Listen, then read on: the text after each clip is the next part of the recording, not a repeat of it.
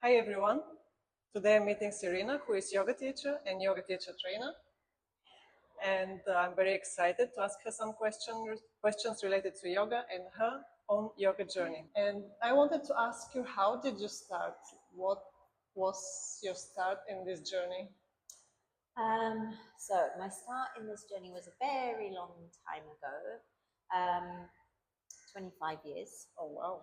And it started with me living this very busy lifestyle in London and just deciding I was a dancer. And so I wasn't moving at that time. And then I just found this yoga class close to my house in the sports center. So it wasn't an ashram, it wasn't anything. And I just used to go there once a week, and it was like this oasis in the middle of my busy life. Suddenly there was this space that I could go to.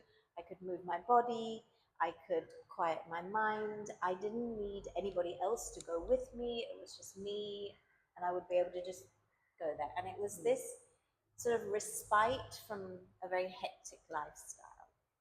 And then the teacher in that space um, was inspiring. Like, I literally wanted to be her. She was this kind of goddess like woman, and she was very graceful, and she always looked really centered and really calm. And I just, at 25, I was like vibrating, and I was just like, I need to be you. What are you doing, and how do you get to be you?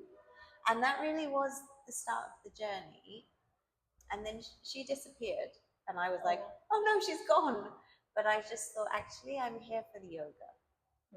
And I came back to it regardless of who the teacher was, and I stuck with that. With the next teacher who came was this man who was bald and had a pot belly and was completely different from the first teacher, but it was the yoga that kept bringing me back.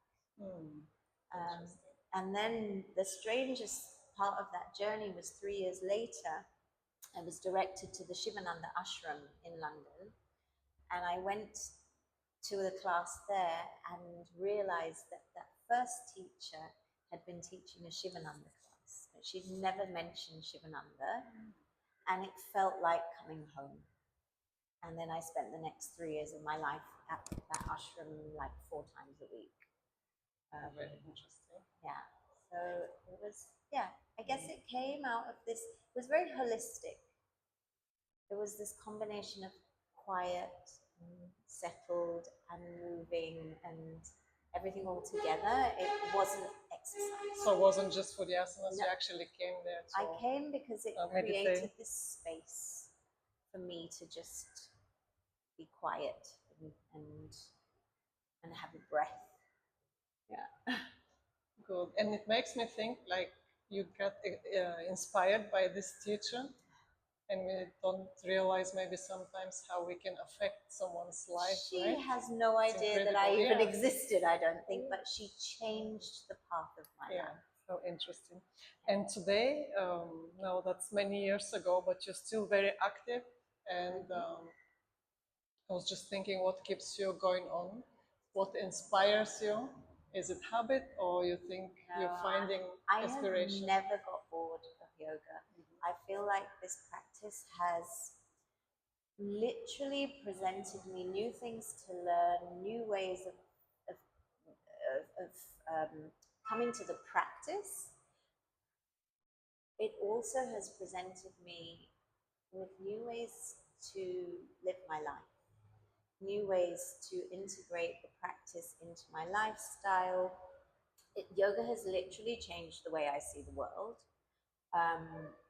And this is something I'm hoping we'll get to, because I think the way I perceive yoga is really not just this mind-body connection. That's nice, and it's the beginning steps on this journey. But for me, yoga is about how we then take these teachings and show up in the world. And so everything I do, I don't know if you know, but I'm kind of what I would consider a yoga activist. And everything I do is informed by the practice. But it's really fueled my desire to work for a more equitable world, work for humanity, work to spread the message that yoga goes way beyond anything that we do in our mat and actually goes into how we show up and what we do for other people in our communities, because at the root of our practice is the idea that we are part of a collective consciousness. Yes. If we practice yoga in the very individualistic way that it's practiced in the West, we lose that connection. And I think that's the mistake that's been made, and that's the thing that I'm really working hard to explain in my classes. Every class of mine usually has some sort of call to action in our meditation or in our contemplation. How are you showing up in the world? What are you doing for the collective good? Because our practice is not just about ourselves. It's about much, much bigger picture. Yeah, interesting. And do you feel like people know about the benefits? Let's just talk about meditation and asanas now. Do you feel like people know enough?